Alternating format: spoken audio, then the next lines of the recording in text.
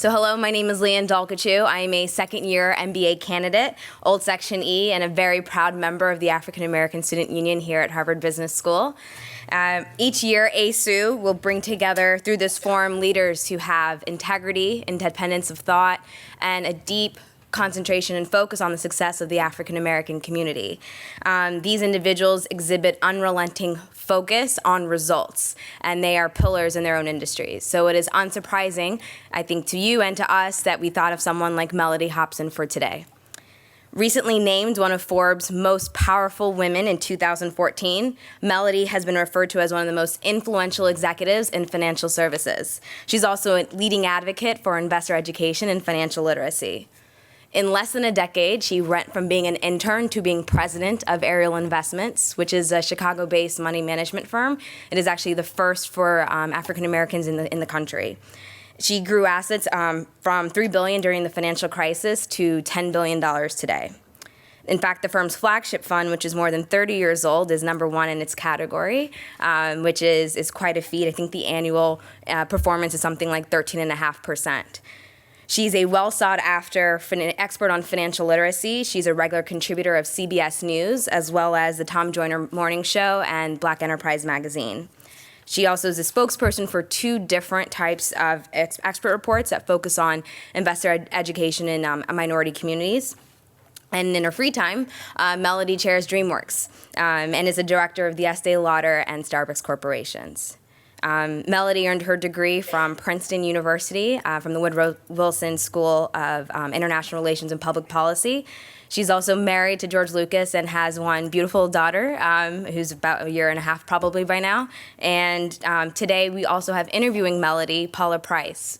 Professor Price was formerly CFO of Behold USA, which is a $26 billion supermarket, actually located here in Massachusetts. She's a required curriculum professor. She teaches the Financial Reporting and Control course in the RC, and she currently sits on the board of Accenture, Dollar General, and Western Digital Corporations. So please join me in welcoming Professor Price and Mellody Hobson.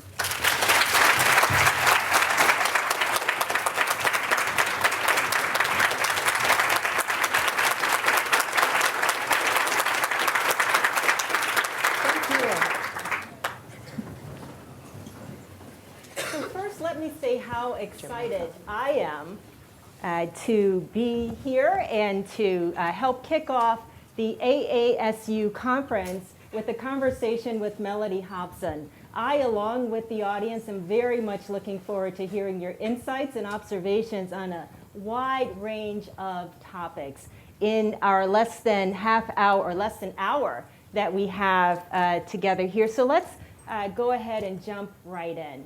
I wonder if you will share just a bit of your story. In particular, most successful leaders can point to 1 or 2 mentors or sponsors that have helped them at various inflection points in their career. And I'm guessing that you've had a number of inflection points on your road to president of Ariel Investments.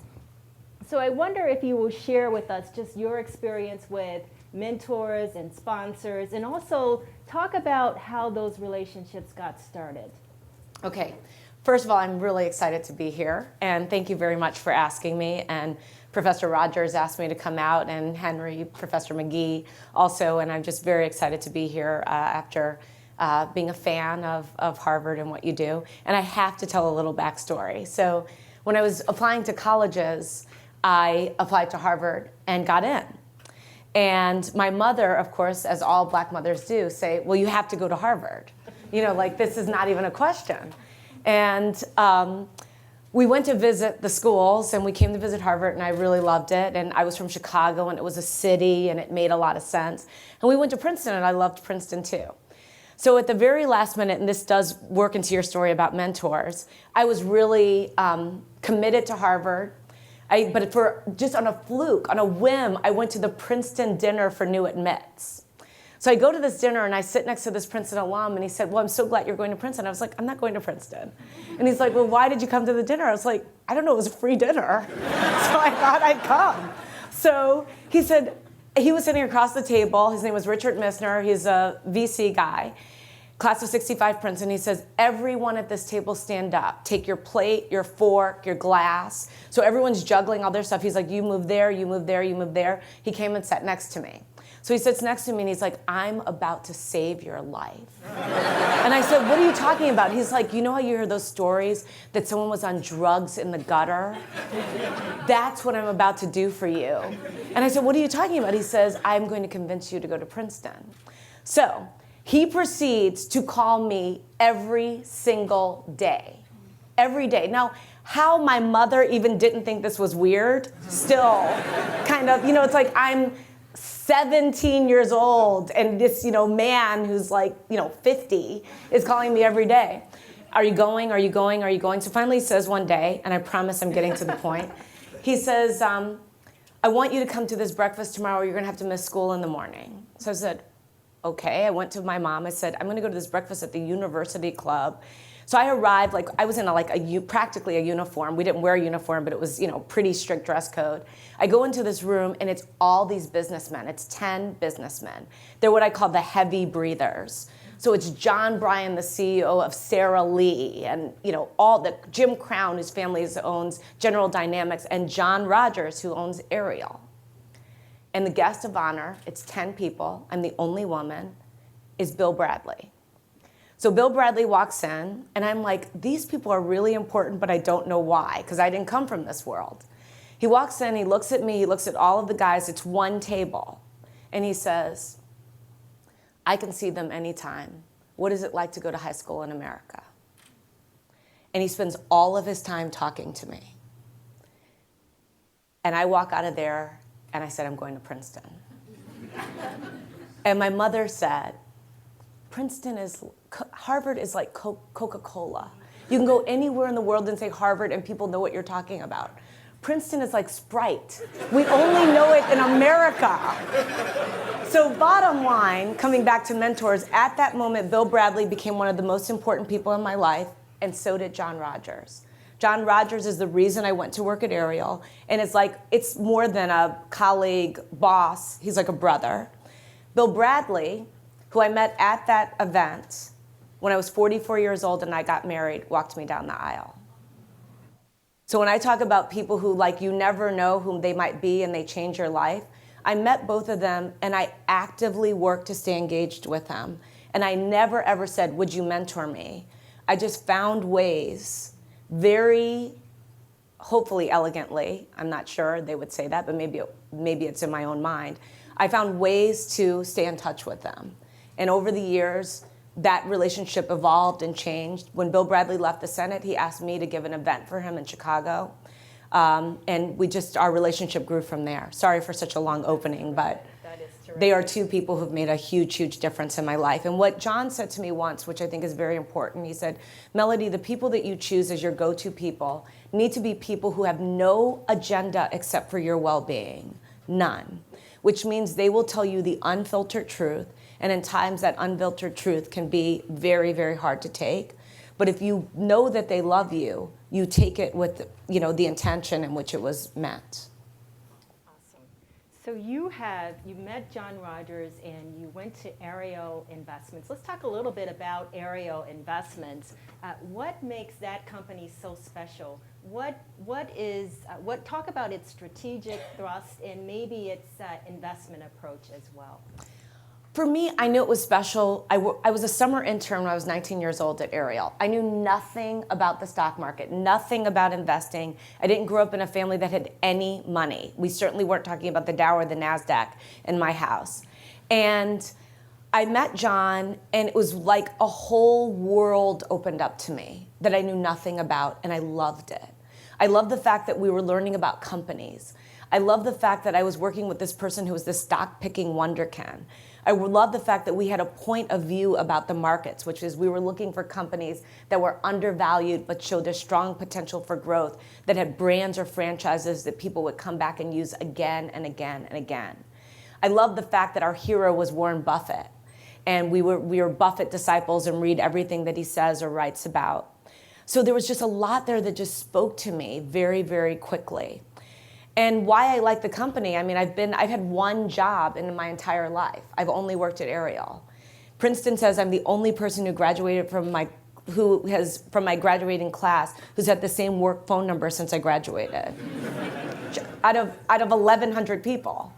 And the reason that is the case is because I went there and I knew that's where I would be. I knew that it was a place where I could thrive and where ideas mattered. And it didn't matter how old you are or what title you had. If you had good ideas, you could put them on the table and move the company forward. And from early on, it felt like it was my company. I mean, John jokes to this day, he's like, I started it and she loves it more than me. So that's terrific. So you mentioned that you've been with Ariel and it's been your only professional job. The research shows that millennials they do not anticipate staying with the same company for a long time. In fact, some of the research says they anticipate staying there for less than a year. Tell me how you inspire and motivate your employees to want to stick it out with Ariel Investments. Well, I think you have to lead by example. So the data says that the average person will have 11 jobs in their lifetime. Many of those jobs are at the front end of a career. I actually think that is one of the reasons, this is my own personal point of view, it's my truth, not the truth, one of the reasons that we derail some of our success. Because I think one of the things that helped me a lot, I was never of the belief that the grass was greener on the other side of the fence. I accepted the situation that I was in, the pluses and the minuses of that situation, and stuck through it. And yet I see that some of our millennials can be quick to want to move. And what I try to advise them of is what is the cornerstone of the Ariel investment philosophy, which is patient investing. Every game is won with patience, every single game. John Rogers told me that on my first day of work. He said, you cannot win the Indianapolis 500 in the first lap. The basketball game usually comes down to the last 2 minutes. Even in dating, the patient one wins. So if you believe that, and if you can, and I try really hard to impress that upon people, I hope that they can see beyond whatever the issue is at hand. A lot of times the person will be very ambitious, and I'll be the first to tell you, I'm ambitious. And I'll tell them, you're ambitious, but you don't know what might change over the course of time, where there's some seat you want or some job you want. Life just has unexpected things happen all the time.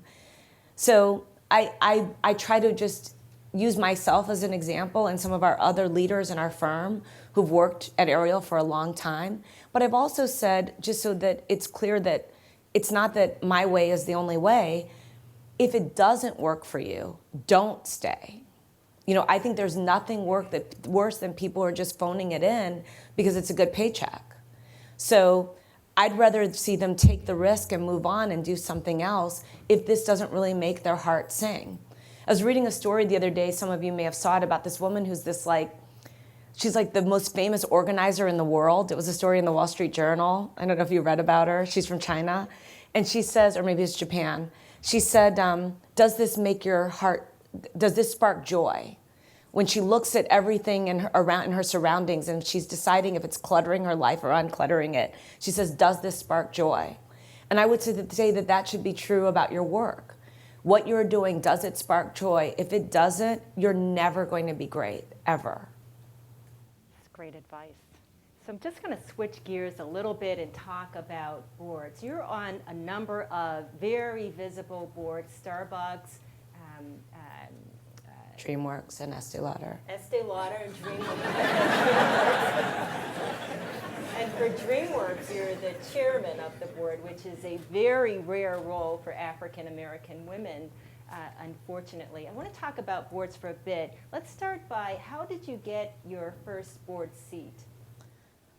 It comes full circle. So, Bill Bradley decides to run for president. He calls me and he says, let me go back one step. He decides to leave the Senate. He calls me and the Democratic convention was being held in Chicago. He said, Mellody, I want to have a party for exiting the Senate. I've been in the Senate for 18 years and I want to do something really special and I want you to chair it. And I was like 25 years old. And he said, here's the thing, you got to raise all the money and the only thing that I want is I want it to be at Michael Jordan's restaurant. I was like, okay. So, and he said, and Phil Jackson will be your co-chair, but Phil Jackson isn't gonna raise any money. You're gonna do everything. This is in one call. So I was like, I'm in. So I do these invitations, and I called the event Hoopla, like political hoopla, but we used all the O's are basketballs, and it has this basketball theme. And we send out the invitation, and we get 2,300 responses. So now we've gone from like a floor in Michael Jordan's restaurant to the whole restaurant, to blocking off the street, to just the fire department, all this stuff. And it's massive. And I still haven't raised the money. So I go to John Rogers and I say, John, you're the only person I know with a black American Express card. And I need to use your American Express card to pay for this party, but I'm going to raise the money, and I'm going to put $100,000 on your credit card, but I promise you I will get you the money back. So he gives me his credit card. I charge $100,000 to it for this party, and then I, in $5,000 chunks, go and raise the money. Right. So I get all of the money raised. The party is a huge, huge success.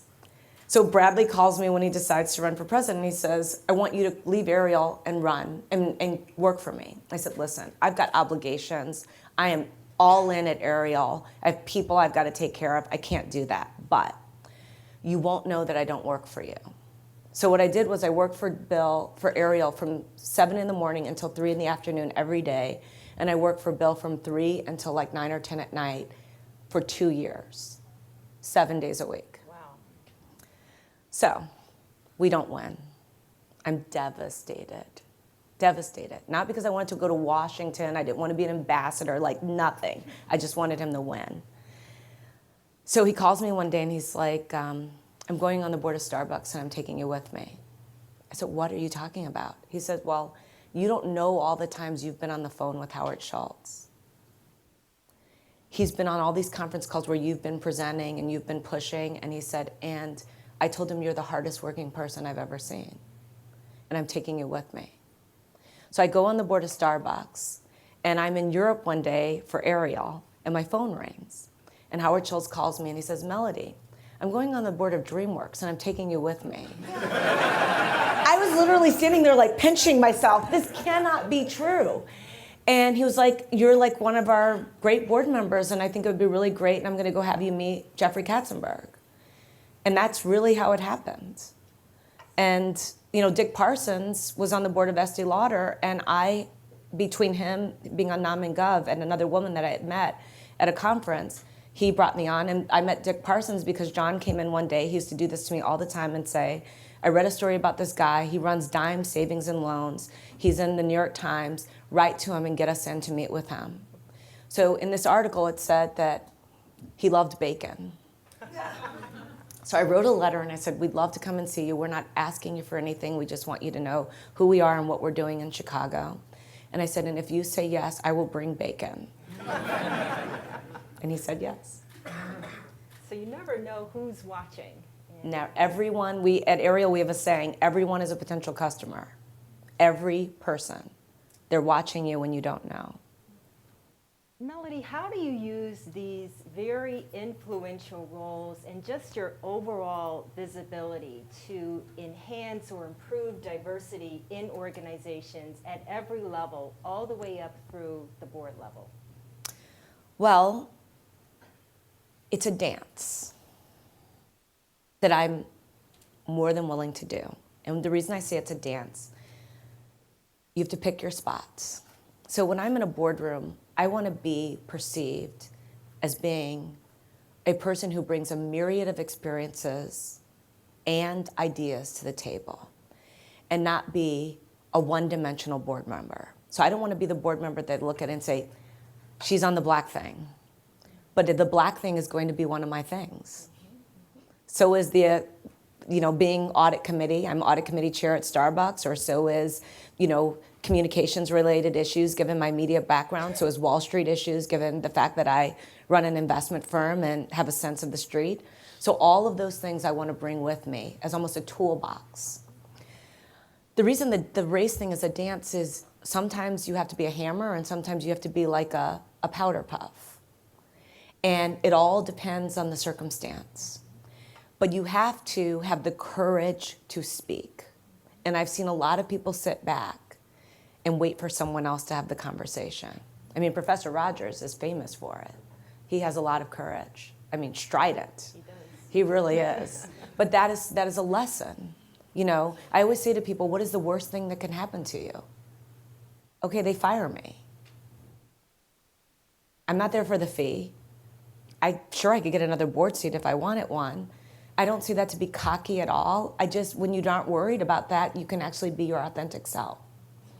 So the example that I give, which is an example of, Jeffrey is fine with me giving this example. We're in a board meeting, and at DreamWorks, we watch movies all the time. And I do have the best boards. I mean, movie, coffee, and makeup, right? How good is that? You know, every Estee Lauder meeting, you get a gift bag. You know, it's awesome. So we're at our board meeting, and we're watching one of our films, and it's over. So I'm in a boardroom. I'm the only woman in the room at that point. Meg Whitman used to be on our board, but went off when she ran for governor. So I say, there's not one person of color in the entire movie, and it's supposed to be Gotham. There's one baby that gets kissed that's brown in the entire movie. And the only person of color in the movie is the main character who's blue, because it was a movie about aliens. So a couple board members chime in. And I said, you know, Black and Hispanic people, we know that we over-index in terms of entertainment. And, you know, how can that be? How can a city be all white? So Jeffrey calls me. And this is early in my tenure on the board. And Jeffrey calls me and he says, Mellody, I want you to come to LA and have lunch with me. Now, I'm in Chicago. I fly to Los Angeles just to have lunch with him. So we get to this restaurant, and he looks at me and he says, you know, you embarrassed me in that meeting.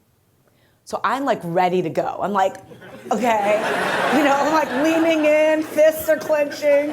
I'm doing my best Steve Rogers. I'm ready to go. So he's like, and it will never happen again because you were right. Ever. And he said, and I was embarrassed. And I was like, phew. You know, the sweat, I started to wipe away from the side of my temple. And just recently, we have a movie coming out on March 27th called Home with Rihanna as the lead. J-Lo is her mother. And he said in the board meeting, he said, Mellody, I want you to know this movie is because of you. In the board meeting, I said, why? He said, you told me our movies must look like the world. Well, Rihanna in this movie as a character is half Black, half Hispanic. You know, because it's clear J-Lo is her mother, but her hair is like mine. So, and I said to him, I was like, listen, I said, because that is the world. That's the right thing. And he said, that's because of your voice, of you saying, now that's one of, you know, lots of examples I can give you, but I can tell you there are moments where you have to go in deep inside of yourself and say, you know, they may typecast me, I'm okay with it. Because it's actually for the good of the company. If you believe it's for the good of the company, that's like sitting with the auditors and seeing that something could be bad for the company and speaking out on that too. Absolutely. And sometimes if we don't do it, who will? It won't be done. So it's our obligation. Well, it's not even that. It's that I genuinely believe sometimes they don't see it. You know, that's the example that I gave in my TED Talk. I said, if you showed the board of ExxonMobil and every single person was Black, people would say, what is up with that? But we see lots of boards that are all white, and it, like, no one even blinks because it's just become something that people are used to. But we can see it. You know, it's like, my joke is, it's like mixed race kids. The Black person always knows they're Black, and the white person thinks they have a tan. Listen, I have one of those babies, so I know. It's like, she got some sun. I'm like, I'm her mother. Let's talk about the TED Talk that you just mentioned, where you talk about being color brave rather than color blind. I'm guessing most people in this room have seen the TED Talk, but just talk a little bit about what you mean by being color brave, and also why did you choose to do that topic at this time? Well, I wrote 2 talks. So TED had asked me to come for their anniversary. I think it was their 30th anniversary.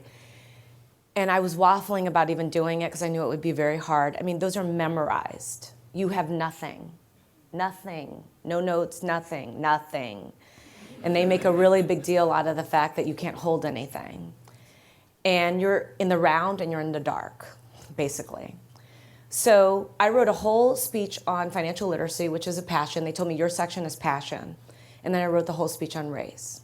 So then I went and asked my friends which speech I should give. And like 90% of them said, don't give the race speech. And I said, and I would find myself talking people into why I should do the race speech. I'm like, but if not me, who? And if not now, when? And a lot of people said to me, one person who I know cares about me and loves me deeply said, they're gonna say, you have everything, what are you complaining about? I said, I'm not complaining. I wanna just talk about what I have seen. So I finally decided I'm gonna do it. Now, just to give you a sense of how funny it is, and I say in the speech that, talking about race is the third rail, when you bring it up. I'm sitting in the chair before I'm going on, and they're just like powdering my face to make sure it's not shiny, and a woman is sitting next to me. And she says, what are you gonna talk about? I said, my speech is about race. And she goes, Grace? Great. That's a fantastic topic. I said, race. And she turned away and went back to her notes. Literally, this is true. So I decided that I wanted to do it because I felt like it was the right thing to do. And I specifically talked about being color brave because I've been so many meetings where people are like, I'm colorblind, I don't even see color.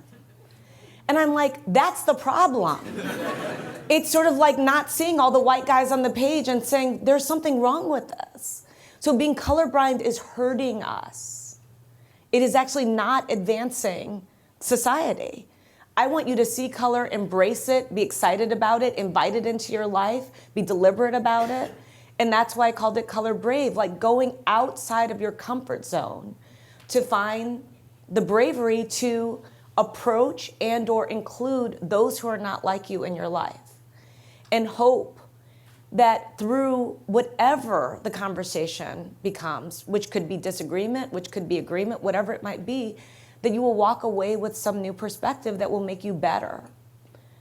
So that's why I wanted to do it. And so you've had about 1 million views up to this point, more than that, actually. What has been some of the other reactions that you've gotten after you've done the talk? I mean, I have probably thousands of letters and emails, thousands, from all sorts of places. I decided to keep them all just because I said, well, something will happen with these one day and I don't know what I'll do with them, where people are telling me their stories, and they're from all over the world, which is kind of neat.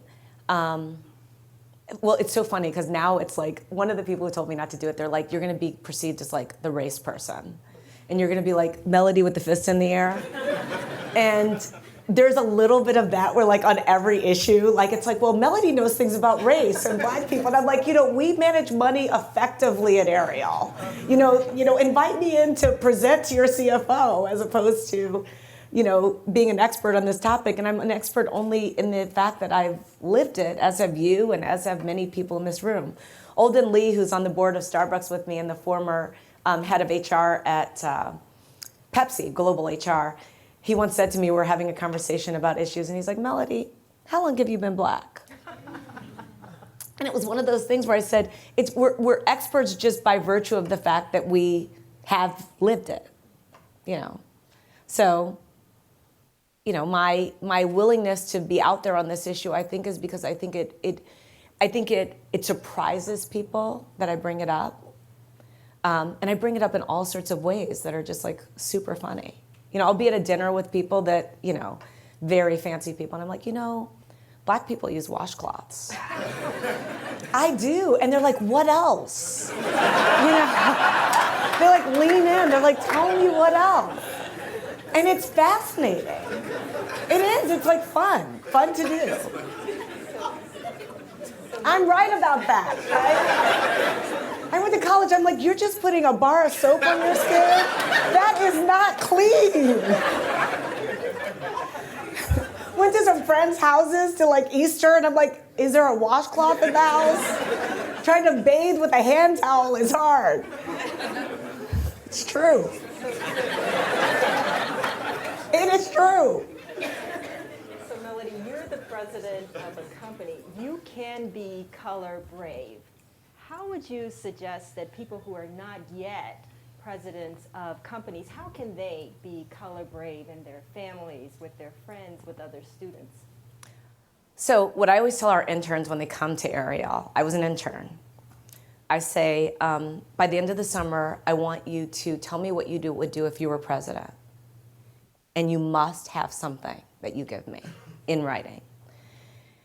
And the reason I tell them on the first day is I want them to go through their mind on a regular basis, what would it be like to run the company? So when people ask me that question or questions like that, I say, you pretend you're president. Why is it that a title gives you the platform? It should just be because you can. And I think that so much of the time, especially people of color, we spend a lot of time trying to be what people want us to be. And I think that the people who have been the most successful people of color in business or in entertainment or whatever category you want to say, those were the ones who are the most original and the most clearly driven by their own sense of self, from Oprah to Ursula Burns. You know, Oprah said people used to tell her she should change her name. Ursula Burns says that people used to tell her she shouldn't have an afro. But they walked in as who they are and not only succeeded, but excelled because of that. And so when people ask me these questions like, but you're not this, I recall the words that John Rogers told me at that same first breakfast about patience. He also said, you're going to be in rooms with people who are older than you, who have bigger titles, and who make a lot of money. It doesn't mean your idea is not as good. And I want to hear it. Everyone likes good ideas, even if they're just good ideas that they can steal. And even if they're good ideas that they can steal, that means they're going to want you around them to give them more of them. So speak your truth. What I have been concerned about, and I mean genuinely concerned, is how many people kind of wait for someone else to talk. Wait to pile on with someone's idea. At Princeton, we used to have this saying in our precepts. I had one teacher, if you were in the small group and you were having a discussion about whatever the reading was, and you'd say, I want to reiterate what this person said, the professor would say, you mean iterate again. And it was their way of making you feel very small, and it was their very clear way of saying, you do not have an original idea, do not speak. And I actually think that was a very powerful lesson, and I think about it all the time. I think about it all the time when I'm in meetings where someone will say something, and it's like, oh yeah, that's a good idea, and this, that, and the other, and I'm waiting for that person to just have their own original idea. And I realize they don't have their own original idea. They may, but they're scared to say it. And I always joke with people, I said the reason I succeeded at Ariel, I was very comfortable dangling on that branch by myself, holding on for dear life by my fingernails, with whatever the idea was that I had. I was very comfortable doing it. And I knew sometimes I would be like the whipping boy or girl, you know, where I would feel strongly about something and it would create tension. But I was okay with that if I believed it. And John used to just say to me, I want you to be that person, but just pick your spots. Don't be that way about everything. Because then you get, your ideas get watered down and dismissed. But when you feel strongly about something, go all in on it. I want to go back to your long tenure with Ariel Investments and ask you what advice you would give to our graduating students who are trying to make the right choice about which company, which role. What advice could you share with them? Well, I'm going to steal the one from the organizing woman. I've got to learn her name. Does it spark joy? Maybe you don't know yet. And my number one thing, do not make any decisions based on money. None. It's the worst way to make a decision, which I know is so hard to say. I mean, I didn't grow up with any money. And I know so many of us our families have a lot at stake. They've put a lot into us, made a lot of sacrifices for us. And you say you don't have the luxury of doing that, but I actually think you do. You will be more successful if you make decisions based upon what is going to feed your soul, make you feel valued, validated, have you waking up in the morning and racing to work, whatever it might be. And I can tell you, after a short amount of time, money will not be enough. At the end of the day, a bigger paycheck is another suit or more real estate, more square footage. That's what it comes down to. You end up with another room and a fuller closet. And after a while, that's not going to do it. Thank you for that. Let's open this up a bit. And I know that many in our audience have questions that they would love to have you answer. Let's take a few questions from the audience. This one here. Hello, thank you for joining us. My name is Nicole Sanchez, class of 2010. I'm excited to be back. I have a question for you on credibility. I think through my career, I've gotten better at this, but I just raised a round of VC funding, so Congratulations. Thank you. That's cool. Big deal, pretty exciting. But even in that moment, I found I was walking into rooms, and I had a lead investor who really believed in me, and he said, after my first pitch to somebody else, he said, you walked into that room, and you presented like they wouldn't take you seriously. Right? And I felt like, man, I went to HBS and I worked at Bain and had these fancy jobs, and I've learned to let go of some of that insecurity. But then again, in that situation, it manifested itself. Well, that's a very good person to say that to you, right? First of all. Right, amazing. I mean, that's really a gift. So the example that I've been giving about that is that I had the good fortune to go to John Johnson's funeral when he died. And obviously, one of the greatest entrepreneurs of all time in America. I'm not just going to put greatest black entrepreneurs, but that story is a great story of Ebony and Jet magazine. So Tom Joyner was one of the people who gave the eulogies. There were like a dozen eulogies, and each person was more impressive than the next. I mean, it was like Clinton, Reverend Jackson. I mean, every person was like amazing. And Tom Joyner said that John Johnson was unapologetically black. And I was like, man, that just changed my life. I said, what have I been apologizing for? Why am I doing this? And I've told this story. I said, that day it stopped. And I thought of all the times in my head I apologized. I can tell you, I went to a board meeting once, and I swim in the morning, and my hair was slicked back, and one of the board members said, what happened to our girl? And I was like, well, I swim, and I was like, you gonna stop doing that? This is the way I came to the board meeting, okay? I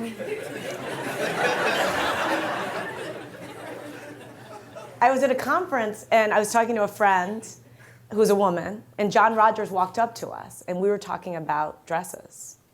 And she was like, oh my God, I'm sorry, this must be so boring for you. And I said, no. I said, no. We were in a conversation that we were both enjoying. He walked up to our conversation. How many times have we walked up to a couple of guys talking about last night's football or hockey game that maybe we don't care about, and have they ever changed the subject for you? No, right? So I said, John, who's like my brother, so I could say this to him, you are welcome to stay here and hear about the Valentino Fall Collection, or you can go and do something else, but we're gonna finish our conversation. And we're not going to apologize for the fact that we happen to like to talk about that right now. So the thing is, we have to believe in our own heads. My husband says this to me all the time. He's like, this is the thing about life. And I joke with people, I'm married to Yoda's dad. He happens to be very wise. He says, the bars are in front of us, we're in the prison, and we're holding the key. And we could open the door anytime we want. We just don't. And that would be one of those examples. Like, some of it is just the stuff we carry around that we got to learn to walk off. Now, the thing is, which is the hard part, and especially hard for Black women, I can tell you, because I am one, if we go in too big, that also scares them. So I'm not saying diminish yourself, but you find that equilibrium of humility and confidence. And it's a thin line. But you can't, you got to own who you are. Question back here from the gentleman. Yes. Hi, my name is Miguel Colon. I'm a prospective student. At a very early age, you mentioned that a whole new world was open to you, and that different universe was open. How do you, looking back, how did you manage, with that comes a lot of raised expectations about what you can do and where you should be in your life. And I guess what I find myself struggling with sometimes is when I have those expectations and I contrast them with the backdrop of, the background, I know I can get there, I know it's gonna happen, but in a daily, it's as simple as explaining to my parents what McKinsey is, like stupid stuff like that, or simple stuff like that. On a daily basis, how did you manage those very raised expectations with where you were at that time?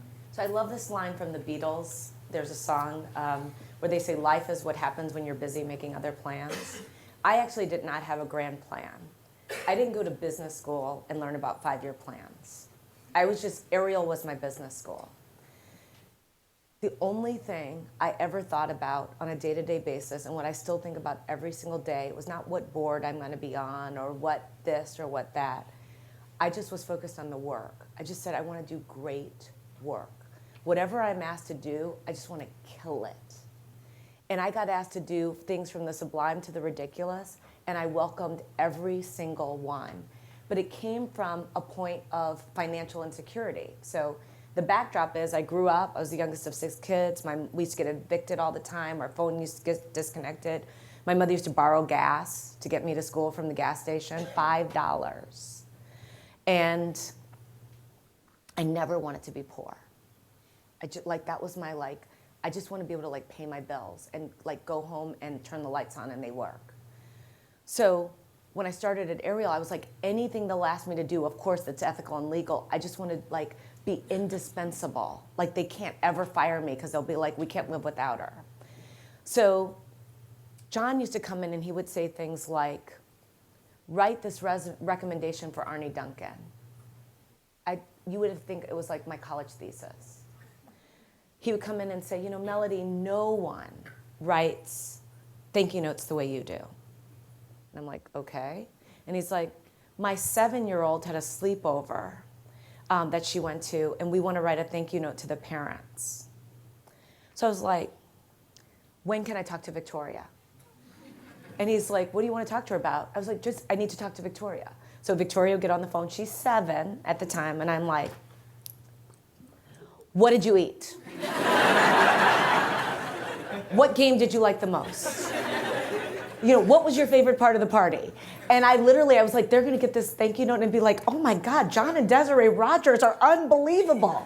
But that was how I approached everything. It was just about the work, not the end goal was I'm just gonna do great work. When I started to write our client letter, which is our letter that talks about our investment performance, I said, I wanna write a letter like Warren Buffett writes. And then I started to read Alan Abelson at Barron's, and I was like, Alan Abelson writes the best letters ever. The best articles every Saturday. His columns are so good. I said, I want to write like Alan Abelson. So I was trying to find my voice, and it would be painful to watch me write these letters. John started to say to me, Mellody, Warren Buffett only writes 1 a year. You have to write 4. They're not all going to be genius. And I was like, yes, they are. They're all going to be genius. Well, Forbes calls us, and they say, John, we like your letters so much, will you be a columnist at Forbes? It was always just, we went to see Warren Buffett once, and he said, I read your letters. I nearly fell out of my chair. I'm like, you read mine? John's like, my name's on it too. But it was that gave me great joy that he was reading our letters. And now when I write, For the last probably 5 years, I know he reads the letters. So I want it to be really good. But it wasn't about, he's not going to say anything about it. It's just my own psychological fulfillment that comes from the work. It wasn't chasing something, you know. I sort of feel like people who chase success are never successful. It's the people who just want to do the great work who end up being successful. You know, I spend a lot of time with people who make movies, and they'll tell you, they're like, listen, we don't know if people are going to like it. It's just I like it. That's what I make the movie for, not to be famous, not to have a lot of money. I felt compelled to do this.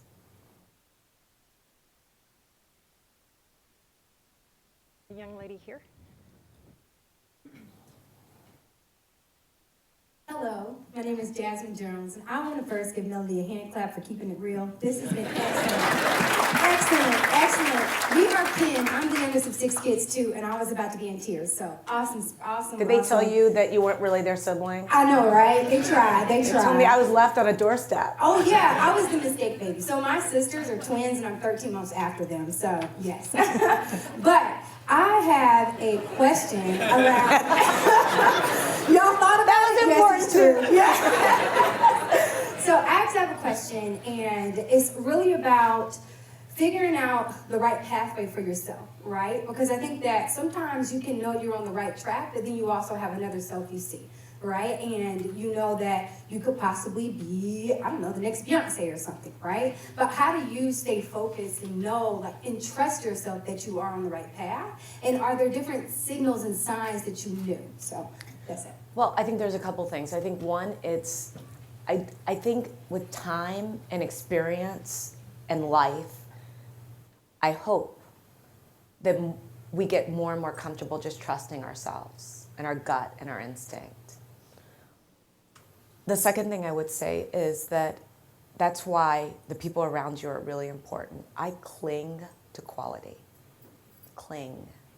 When I meet someone that's special, I'm all over it. In an elegant way, but I'm all over it. The story that I tell, I met Jerry Reinsdorf, and he knows I tell this story now. Jerry Reinsdorf owns the Chicago Bulls and the Chicago White Sox, lead owner. I met him at an event, and it was one of those things where you meet someone, you're like, this person could teach me, but I don't know how to like manage, you know, getting to know them, right? So the one thing about the baseball team is they practice and they have their spring training in Arizona.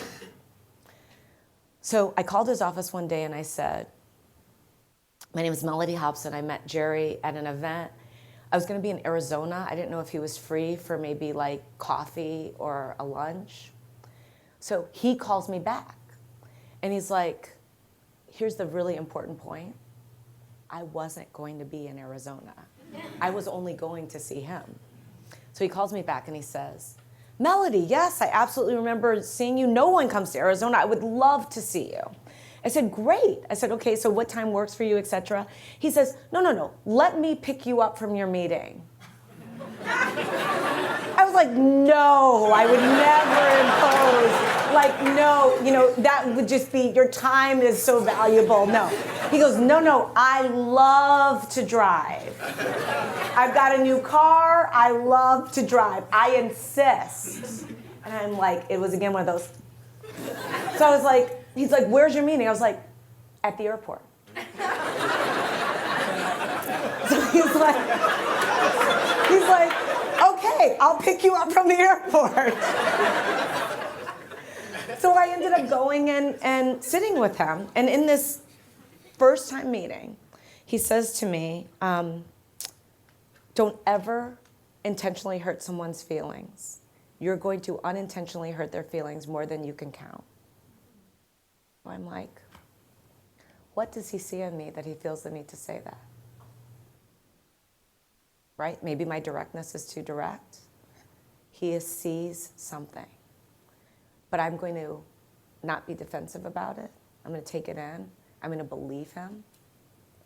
And I'm going to own whatever it is I'm projecting, that some random thought he has that he puts out there. Now, maybe it was a random thought, but maybe not. So I've sort of found these people along the way, and they become go-to people. You need them in the clutch. It's not in the day-to-day stuff. It's the clutch. And then when it is the clutch, understand it's still your decision. They may be really rich, they may be really smart, they may be really famous, but it's your life. So you got to do what's right for you.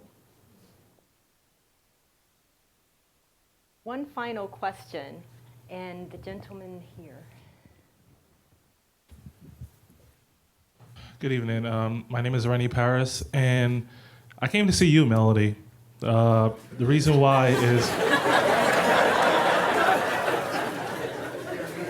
I came to see you because you speak from the soul, and oh, I just lost my train of thought. All right. Okay, let me just get into the question. So my question is really on behalf of two of my sisters. They're really good friends. I call them my sisters. One of them, she's transitioning into financial services, doesn't have a background in that. She's studying, going through the CFP program. She mentors a lot of little girls, and she wants to add that component to her where she can teach financial literacy as well. What advice do you have for her as she's entering this field? And my second, I guess, question is for my other sister, who I told she needs to watch you because your mannerisms are so similar. And she laughed and said, yeah, I see it. She's starting a new business. She's a speech pathologist, and she's starting a new business. But she's still not 100% confident, but she knows she has to take that step.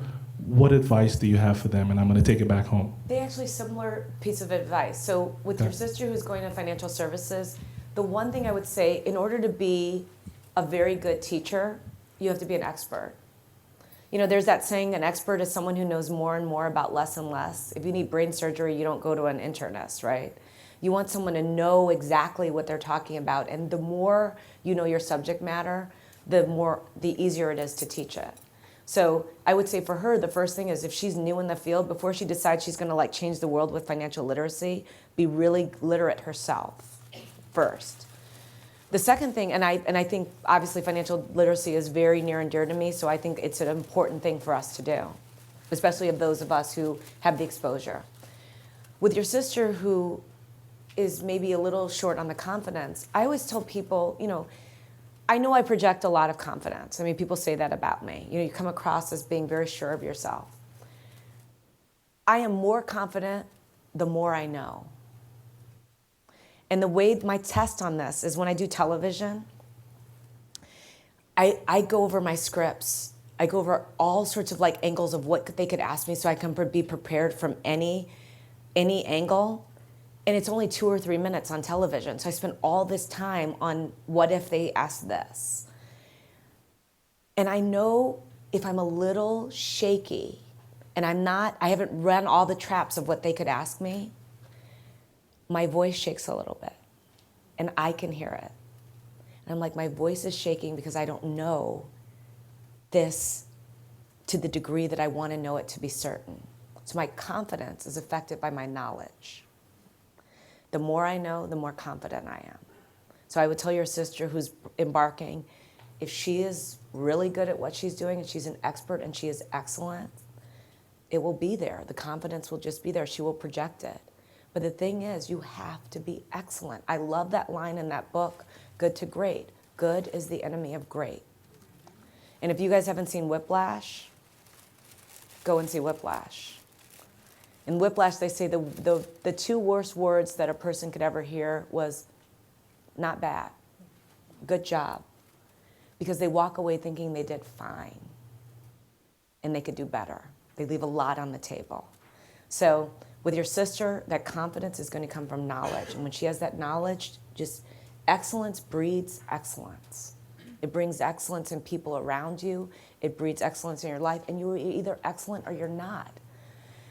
Charlie Trotter ran a very famous restaurant in Chicago, and he came to talk to the kids at our Ariel school. We have a school that has financial literacy as a component. He's a world-class chef who's since passed away. And he said that when they were trying to hire chefs for their kitchen, they would give them something very menial to do. So they would say to a chef who would be very famous, after this, clean the grill. or sweep the floor? And he said, excellence is excellent. There's no difference between making the most perfect tiramisu and that grill being clean. And he said he knew everything he needed to know about how the person would react. And he said, if he said mop or sweep the floor, he said the person who was excellent would say, do you have a toothbrush? And the person who wasn't excellent thought that it was beneath them. So I cannot stress this idea of knowledge and excellence. And it is not that hard to distinguish yourself once you have those two things. But you gotta be all in, you gotta bleed for it. Bleed for it. I would bleed for Ariel.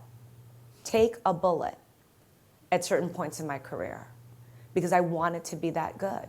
And I know it sounds crazy and fanatical. Warren Buffett in his interviews says, are you a fanatic? I take that as a compliment. Mellody, thank you for your insights.